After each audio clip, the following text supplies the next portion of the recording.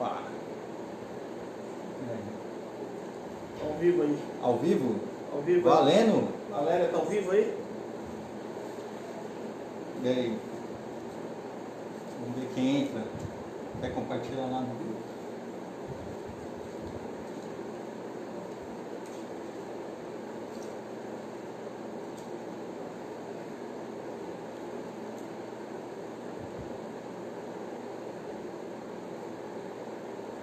Não dá pra ver ainda. Dá.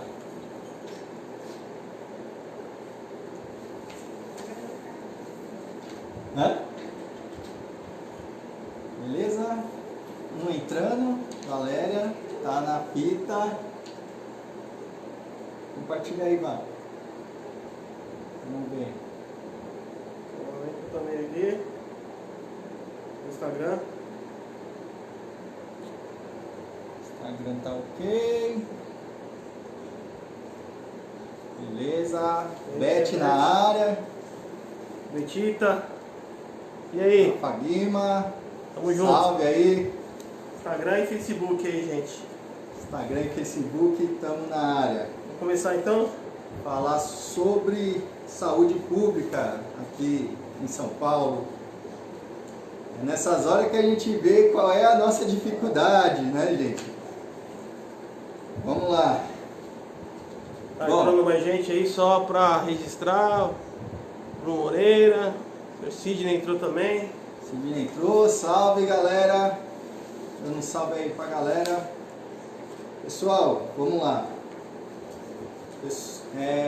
Essa semana eu tive um contato com alguns médicos, quem viu os stories, né? Falando na questão da prevenção do coronavírus, já teve aí já uma meia dúzia de especialista infectologista também falando sobre a questão da doença em si, só que nosso sistema de saúde não aguenta, o sistema de saúde municipal não vai aguentar. Então essa live aqui, o objetivo dela é para falar do sistema de saúde de São Paulo, porque da doença eu acredito que vocês já estão aí mais que cansados já de ver todo mundo falando. A todo momento informação, para lá e para cá. Exatamente, que não tem vacina, que tem que tomar cuidado, não colocar a mão nos olhos, na boca, no nariz. Aglomeração, os outros ficar cuspindo em você na hora de falar, tem tudo isso daí, certo? Só que vamos focar agora na questão do sistema público municipal, que é o grande problema. Eu tenho dados aqui, ó, se vocês forem ver aqui, ó, é da prefeitura, tá? Não é dado aqui que a gente tá pegando do nada. É lá da Secretaria da Saúde. Temos 3.157 leitos operacionais, né? Sendo que a gente tem nas UTIs, a gente tem os leitos operacionais por área, né? Temos 917 no Sudeste, que seria a região aqui do Tatuapé até o Jabaquara. Não sei porque os caras fazem uma zona aqui, a gente não entende. Não é assim que a gente entende São Paulo, mas beleza. Totalmente desproporcional também com a quantidade de habitantes, né? Exatamente, que depois eu vou passar para vocês, né? Temos leitos no sistema de saúde municipal, vou frisar de novo, tá? Temos aqui na Leste 935, na Sul 517, na Norte 651, na Oeste 61 e no Centro 76. Por quê? Porque nós temos 19 hospitais municipais, sendo que a gente só tem um só na região do centro, que seria o Menino Jesus, e os outros distribuídos aí nas outras zonas. E o que isso impacta na nossa vida? Impacta muito, né? Porque São Paulo não é somente uma cidade, São Paulo é um país. E geralmente quando esse pessoal faz esses cálculos meio malucos e tal, para saber qual é a quantidade de pessoas que eles vão comportar e tudo mais, eles não levam em consideração o movimento da cidade. Por quê? A cidade de São Paulo é um país. Ela recebe todo mundo da grande São Paulo, que são as outras cidades do estado de São Paulo e das outras federações do país. Então, quer dizer, esse número que a gente tem, conforme o IBGE, né, agora vai sair, né, o IBGE 2020, mas o que a gente tem de 2010 são 11 milhões de pessoas, mas isso é falso, né? São muito mais pessoas que tem aqui, e principalmente na parte de atendimento de urgência e emergência, que parece ser o caso agora que a gente está passando aí de emergência, várias pessoas que estão transitando aqui, vindo de fora, vindo de outros estados, outras cidades, até mesmo outros países, acabam usando o nosso sistema de saúde. E aí o que acontece? Colapso total. A gente não tem vaga. Outro ponto que a gente ia colocar também é que os nossos hospitais, a maioria dos leitos de UTI também são usados como moradia, né? Exatamente. A gente tem casos, inclusive diretores de hospitais às vezes relatam, de pessoas que vão para um determinado ponto de internação, né? A família larga essas pessoas, absolutamente idosos, né? E essas pessoas viram praticamente morador permanente desses leitos, né? Tem até um levantamento meio superficial aí que eles fazem por cima, que hoje a gente tem aí na cidade de São Paulo, em média, de 30% a 40% estão sendo ocupados só por essas pessoas que praticamente não tem para onde ir, ou a família não tem para onde levar para poder dar realmente uma assistência, e deixa no hospital, porque lá no hospital vai estar assistido, vai ter enfermeiro direto, vai ter médico, vai ter medicamento, e muitas vezes essas famílias não têm condição de levar essa pessoa para casa, e aí essa pessoa acaba ficando lá. Muitas vezes durante 2, 3, a gente já viu até relatos de pessoas que ficam lá 6 meses utilizando um leito de hospital. Recentemente a gente teve uma conversa com a diretora do hospital aqui de Hermínio Matarazzo, e ela nos confirmou isso. Ela relatou que realmente existem essas pessoas que iriam para o hospital para ser transitoriamente atendidos e para ir para casa, um atendimento lá de internação de no máximo 2 semanas, né, como a gente costuma ver na média, e essa pessoa está lá 2, 3, 4 meses, chegando até 6 meses, né? É um absurdo também. Eu acho que a prefeitura, o governo do estado, deveria também pensar, né, nessas pessoas que acabam, querendo ou não, ocupando leitos de pessoas que realmente precisam naquela emergência, né, que a gente fala. Que aquela pessoa está ali, muitas vezes, ela já está sendo tratada, mas a família dela não vai buscar ela fica lá e ocupa espaço de outras pessoas.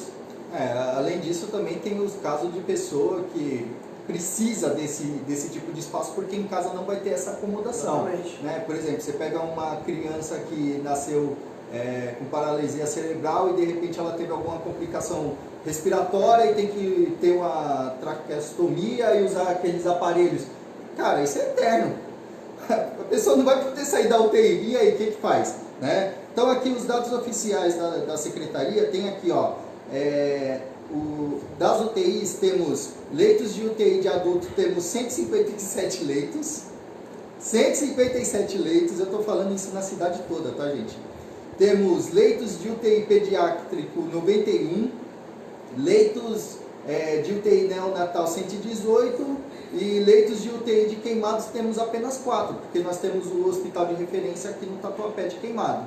Para uma cidade que já está chegando nos seus 15 milhões de pessoas, né, porque provavelmente vai sair agora os dados agora do IBGE em 2020, e não são mais 11 milhões de pessoas como nós tínhamos antigamente, lá em 2010 quando saiu esses dados, são muito mais.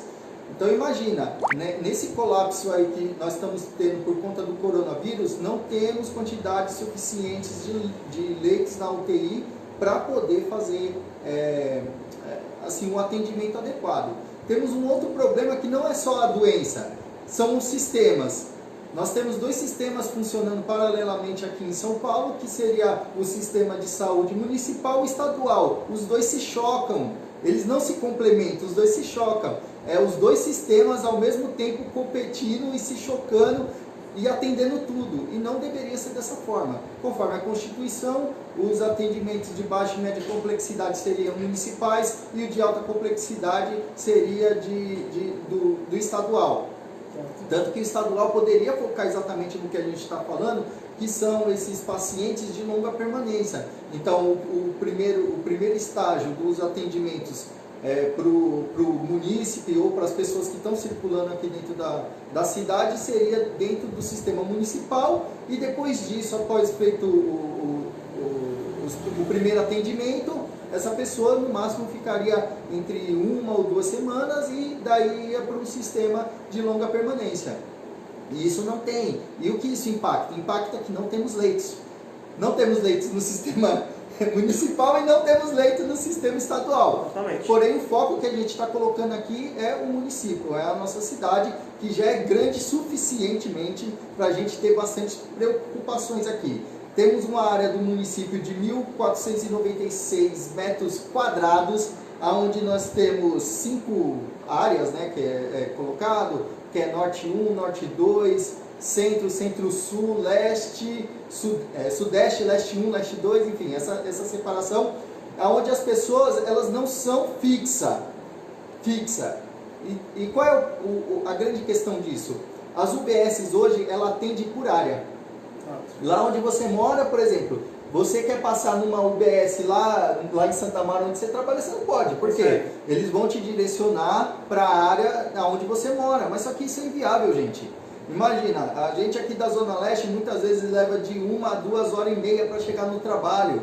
Né? O caso do Jorge, eu já passei por esse também, né, Jorge? De passar 2 horas e meia dentro da condução para chegar em Santa Amaro para trabalhar. E isso não dá, então muitas vezes a pessoa tem 1 horinha e meia de almoço, quer resolver um problema no posto ou agendar um exame e não consegue, né? E a gente fala que isso é importante porque o que o Correio observou aqui. Hoje você pega o mapeamento, né, o mapeamento quantitativo que a gente fala, né, de usuários que vão procurar um AMA aqui na cidade de São Paulo, você tem áreas, principalmente nos extremos leste, extremo sul, que eles não dão conta, porque é muita gente para pouco profissional. E já existem áreas onde tem esses AMAs que praticamente eles só faltam suplicar para ter gente, porque não vai gente. Você pega alguns bairros aqui da capital, onde tem AMA vazia, só que muita gente não sabe disso e o próprio sistema também, ele não facilita esse tipo de atendimento. Por quê? Entra no que o Correia falou aqui agora. Eu moro lá no Itaim Paulista, se eu estiver andando lá por Santa Amaro, tem um AMA lá perto da Santa Casa, que fica no centro, que volta e meia não está tão cheia, eu não consigo ir lá, porque eu tenho que ter um compromisso de residência que eu moro lá. Isso daí está errado. Muitas vezes tem profissionais de cardiologia, de ginecologia, de gastro, em regiões mais centrais de São Paulo, né? E não tem gente para atender. E assim, não fica difícil de você saber disso. Pega o mapeamento lá desses AMAs, vocês podem constatar o que eu estou te falando. Vão nesses AMAs que ficam mais nas regiões centrais, ou em bairros, onde tem pessoas com a classe mais favorecida, que provavelmente esse AMA vai estar vazio. Ou provavelmente ele não vai estar tão cheio. Isso acontece muito. A gente tem vários casos na capital que é assim. Sim, e pelo fato do seguinte, aqui na cidade de São Paulo, que é um outro dado que eu trago da iniciativa privada, porque eu tenho uma empresa que faz assessoria administrativa para clínicas médicas, né, na parte de faturamento. Então a gente tem esse levantamento. Aqui em São Paulo praticamente é metade da população usando o sistema privado e público, certo? Então temos 50% das pessoas usando o sistema privado também de saúde. E aonde está a maioria dessas pessoas? Nos bairros nobres. Exatamente. Por isso que tem uma certa vacância aí nos postos de saúde. Aqui em São Paulo temos 423 UBS, certo? Sendo que 91 é da administração direta e 332 são de OS, organizações sociais. Organizações sociais são aquelas como a Einstein, Sírio-Libanês, Hospital Santa Catarina, Hospital Santa Marcelina. Então, cada um vai pegando a concessão de uma área e vai fazendo a administração dessas UBSs, né? Só uma observação só, com raríssimas exceções de algumas regiões que realmente precisam ter unidades desse tipo, tá? Se você pegar no contexto geral a cidade de São Paulo, em cima desses números aqui que o Correia falou, hoje não precisa o prefeito que fosse da prefeitura, não precisa sair que nem um louco abrindo AMA para tudo quanto é lado, não precisa. Não precisa, sabe por que não precisa? Eu vou falar uma realidade de onde eu moro, tá? Eu moro no Jardim Rubru aqui, não sei se o pessoal que é da Zona Leste deve saber, perto entre Itaim Paulista e Guarnazes. Num raio mais ou menos de 3 quilômetros, a gente tem 4 AMAs. O que acontece? Essas 4 AMAs aí, se elas fossem bem equipadas, tivesse atendimento, né, médico adequado, né, hoje a gente não teria o tanto de fila que tem nessas 4 AMAs. Por quê? Porque elas têm capacidade de atender o pessoal daquela região, só que elas não são bem equipadas, não têm profissionais. Outro dia eu estava perguntando, né, o porquê que uma pessoa marca uma consulta de clínico está demorando 3 a 4 meses. Justamente por quê? Porque o médico que atende naquela unidade, ele tem um plantão ali de 20, 30 horas mês e ele não consegue dar atendimento para todo mundo que está na fila. Por quê? Deveriam ter, em média, 3 profissionais, 3 de clínica médica, e não tem, só tem um.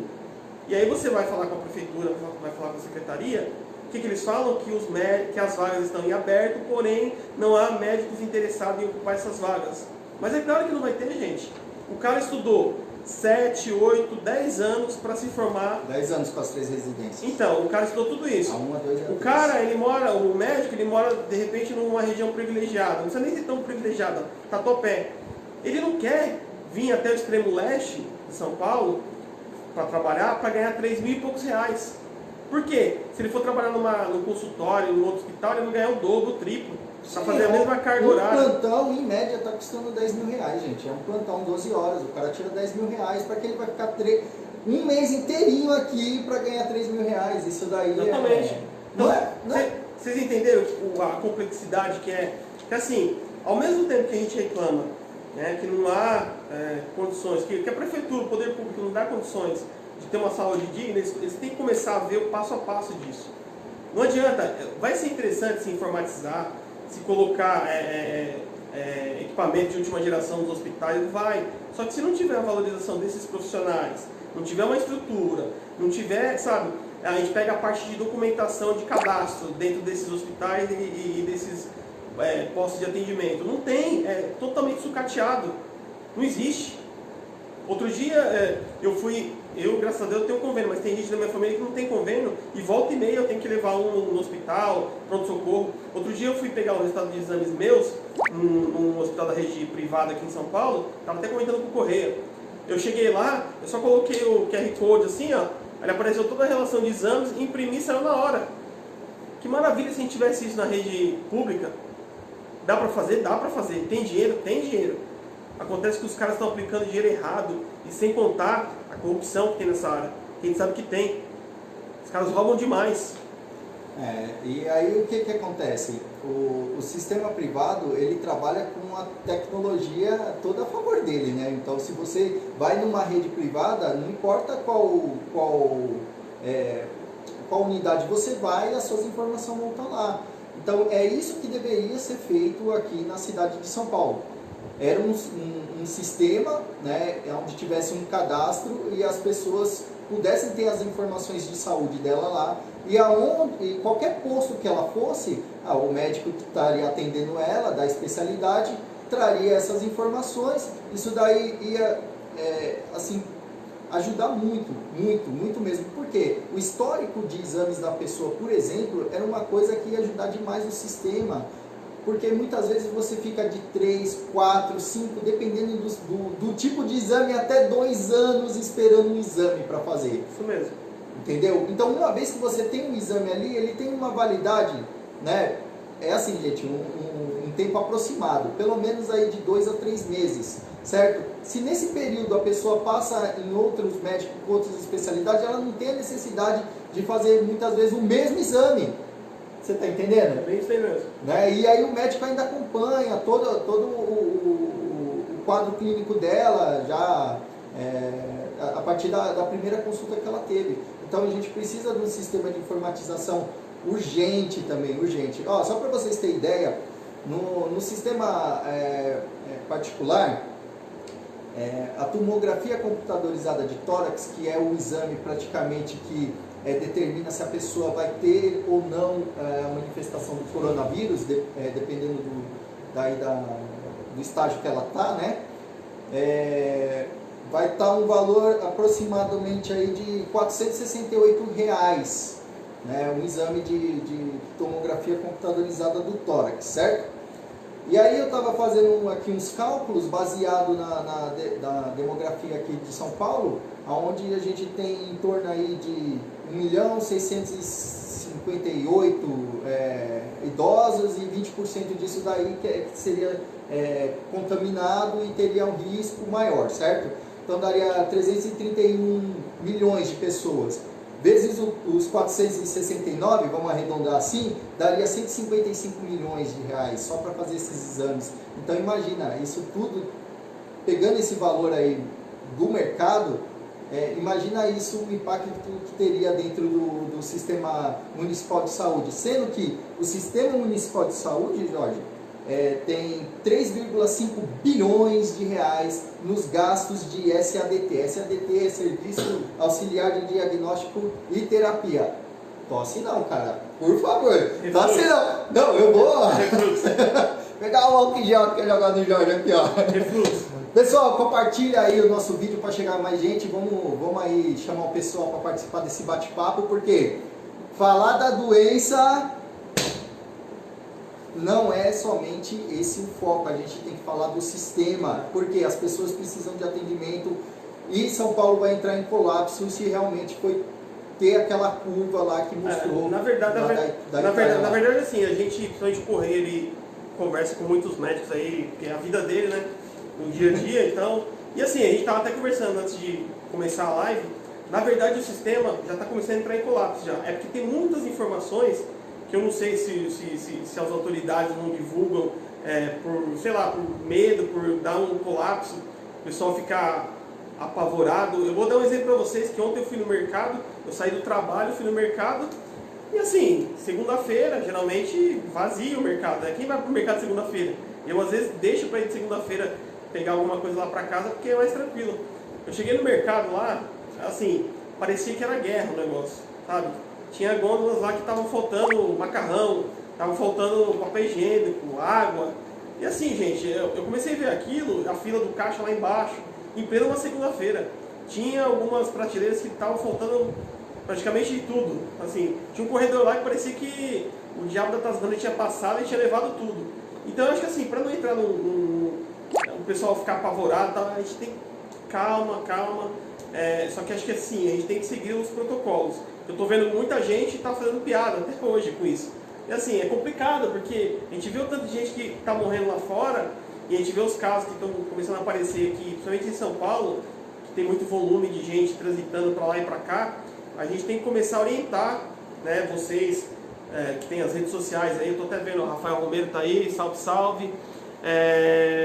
O Wellington também, o Leís, tem uma galera aí. João Arruda, pessoal. Pessoal que tem rede social aí, vamos começar a orientar o pessoal para não ficar apavorado, gente. Mas ao mesmo tempo para seguir os protocolos, né, certinho.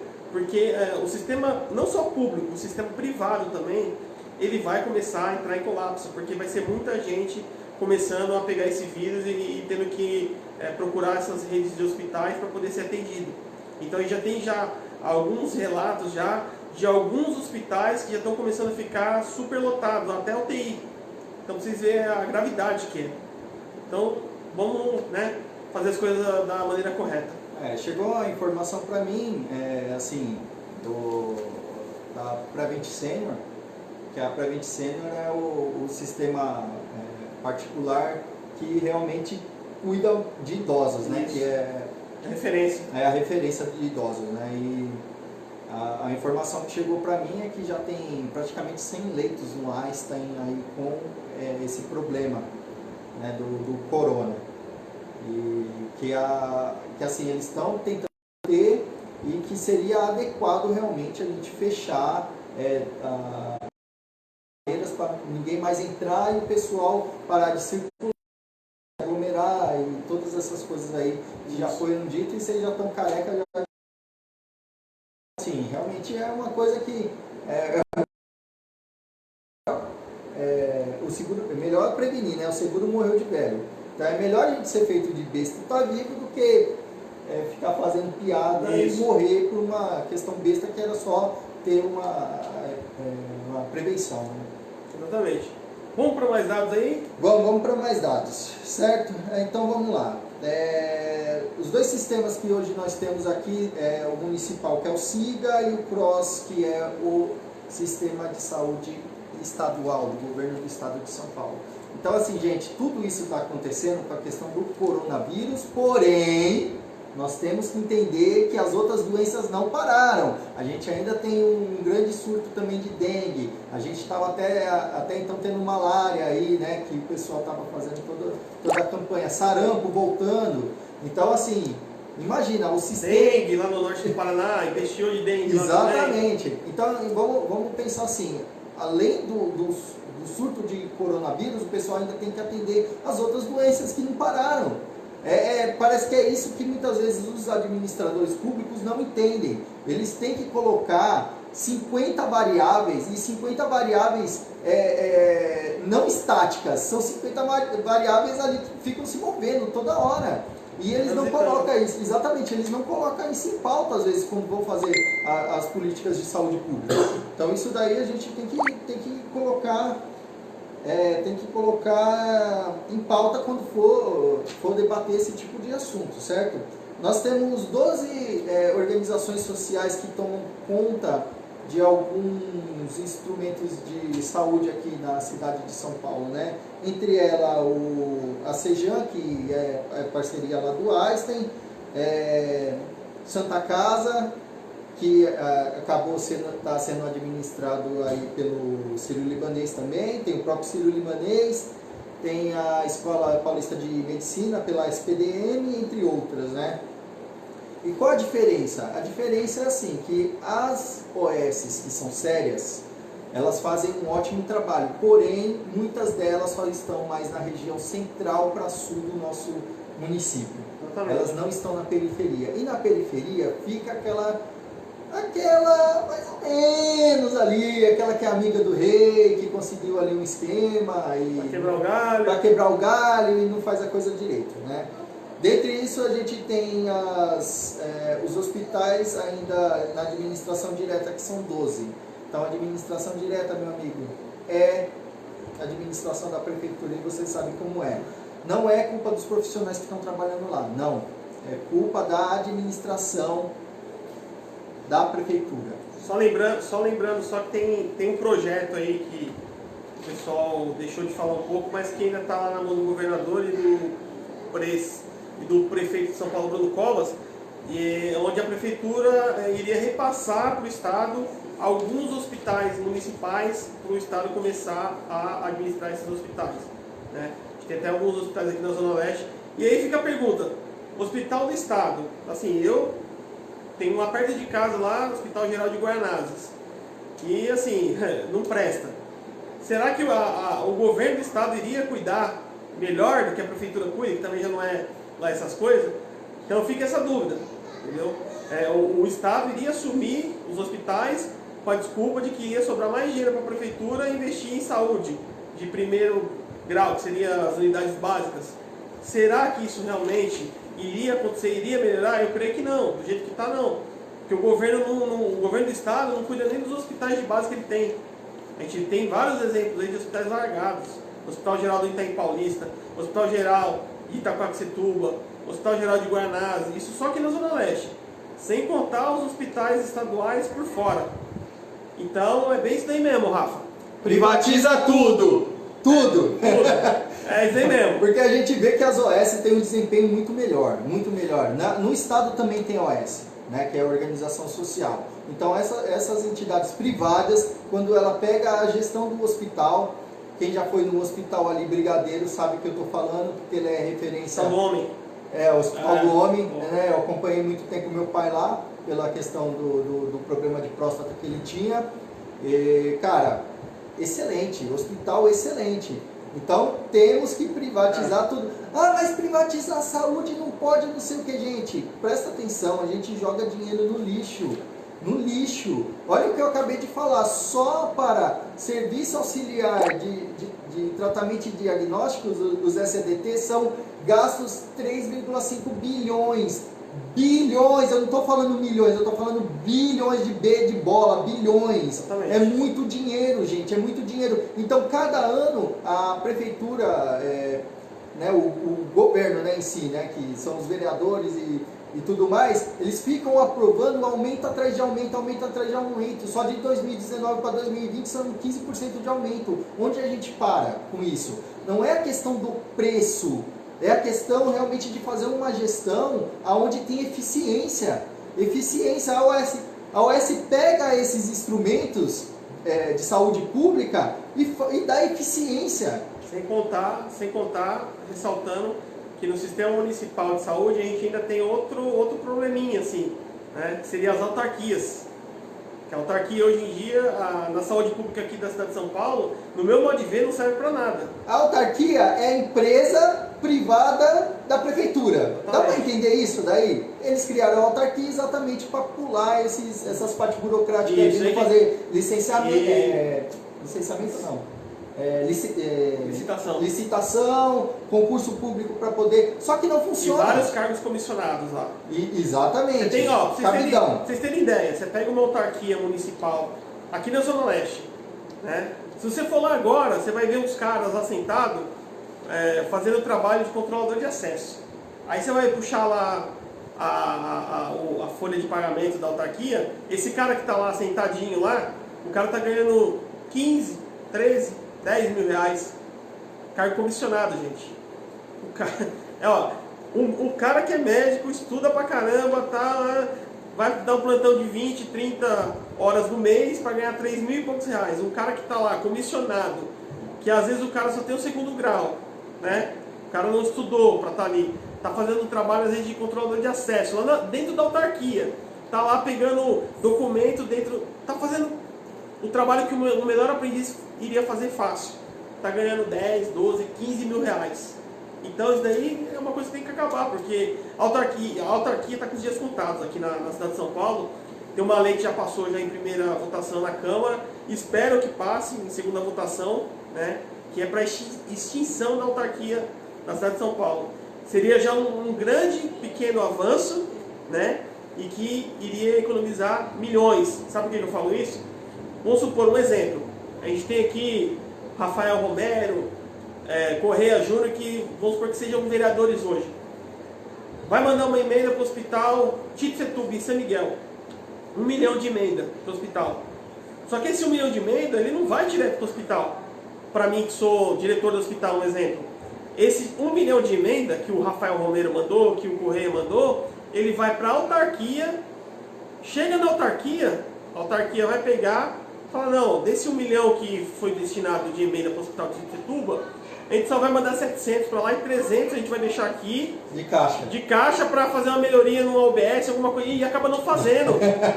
E assim, é muito fácil de resolver isso. É só acabar com a autarquia. Acaba com a autarquia, você vai economizar com o funcionário fantasma que tem lá, vai economizar com esses dinheiros de emenda que são desviados, que a gente sabe que são desviados, certo? E vai investir diretamente na fonte e vai poder cobrar o diretor do hospital. Entendeu? Acho que começa por aí. Então, para vocês verem, eu vou contar uma história da vida real. O que acontece? Muitos profissionais dentro do serviço público são excelentes profissionais, gente. A gente não está falando deles, a gente está falando do sistema que foi criado. Então, tem um profissional que eu conheço, que ficou 16 anos lá na Secretaria da Saúde, na autarquia. Certo. Então ele ficou trabalhando ali para tentar fazer o controle, né, das regulações os leitos, né, como está indo, saindo e tudo mais, ficou 16 anos. Aí no 17º ano ele conseguiu a verba, conseguiu o profissional, tudo para fazer, e inclusive também ajudou o Corujão da Saúde, com isso daí tudo mais, beleza. Aí o que acontece? Entrou uma indicação para ser secretário da Saúde, que é um historiador, nem médico é. O que esse cara fez? Como esse médico não era da turma dele, pegou o coitado e colocou ele só para bater ponto lá e desmanchou todo o trabalho que ele fez durante 17 anos. Isso daí não tem cabimento, gente, não tem cabimento. Sabe, quando o serviço municipal tem uma pessoa que se preocupa em fazer um bom serviço, vem lá as pessoas que estão preocupadas. Não vou... Assim, é uma hipótese, estão preocupadas em roubar e acaba afastando esse tipo de profissional. Você entendeu? E esse profissional, com certeza, o cara fica desgostoso. Qual vai ser o estímulo que ele vai ter para trabalhar nesse sistema público aí? Nenhum. Exatamente. Nenhum. Ele é boicotado. Então a gente tem que também pensar sobre questões desses cargos, para ser cargos de longa permanência. Não é ser um cargo lá que você... hoje você entrou, você não vai com a cara do cara, bota outro. E assim a gente nunca vai ter uma uma estrutura na nossa prefeitura de ter projetos de longo prazo. Longo prazo, gente, que eu estou falando é 15 anos, 20 anos, entendeu? Não é no máximo 8 anos, que é o período que um prefeito, que o executivo vai estar lá mandando. Então a gente tem que pensar nisso também. Por mais que a gente agora tenha o foco aí do coronavírus espalhando, é uma preocupação, só que a saúde não vai deixar de atender os outros casos, e ela também já está apertada para atender o resto. Exatamente, é isso aí mesmo. Beleza? Então vamos acabar por agora. Tranquilo. Vou dar um salve aí, ó, Vanessa Lima, minha colega lá da faculdade, Leís, o Wagner, meu cunhado, um salve aí, ó, pessoal do Novo, o Wellington, a Natasha, Eduardo Lima, salve, Valéria, Rafael, Daniel, salve aí pro pessoal, João Arruda, Fabegede, você. Tá bom, pessoal? Um salve aí, um abração, não deixa de curtir e compartilhar, né? Se inscreve aí nos nossos canais aí para saber mais sobre a questão da saúde pública, que é um caso aí realmente que a gente precisa estar preocupado. Mas mais morte do que o corona é a administração que mata mais. É a má administração que está matando mais do que uma doença, tá bom? Então falou, um forte abraço. Tchau, tchau.